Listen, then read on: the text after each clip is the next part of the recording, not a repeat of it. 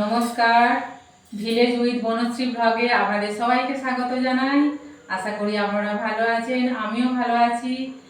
গতকাল লোডশেডিং হওয়ার কারণে ফোনে চার্জ ছিল না, নেটওয়ার্কেরও সমস্যা ছিল, যার জন্যে আজ দুপুরবেলা ভিডিও দিতে পারিনি।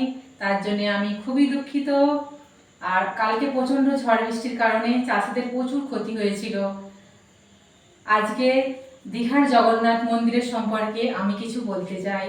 অনেকেই জানেন যে জগন্নাথ মন্দির বলতে পুরীর জগন্নাথ মন্দিরকেই বোঝানো হয়।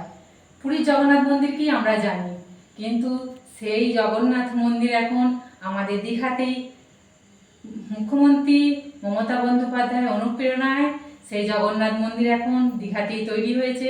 বলতে গেলে সেটা আমাদের দোরগোড়াতেই চলে এসেছে, যেটা আমরা স্বল্প ব্যয়ে, স্বল্প দিনে, অল্প সময়ে সেখানে আমরা যেতে পারি। পুরীতে যেতে হলে একটু বেশি ব্যয় চাই, বেশি সময় চাই, সেটা অনেক মানুষের দ্বারা সম্ভব নয়।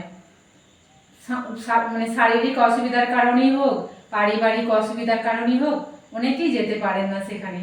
কিন্তু অল্প দিনে, অল্প ব্যয়ে আমরা দীঘাতে গিয়ে পুরীর যে জগন্নাথ মন্দির, সেই জগন্নাথকে আমরা দীঘাতে গিয়ে দেখে আসতে পারি, যেটা স্বল্প ব্যয়েই সম্ভব। তাহলে বন্ধুরা, সবাই মিলে আমরা সেই দীঘার জগন্নাথ মন্দিরে যাব আর জগন্নাথকে দর্শন করে আসব। কিন্তু আমরা অনেকেই জানি না যে জগন্নাথ মন্দির থেকে, উড়িষ্যার জগন্নাথ মন্দির থেকে অনেকেই ফিরে আসতে হয়েছিল। অনেক জ্ঞানীগুণী মহাপুরুষদেরকেও ফিরে আসতে হয়েছিল।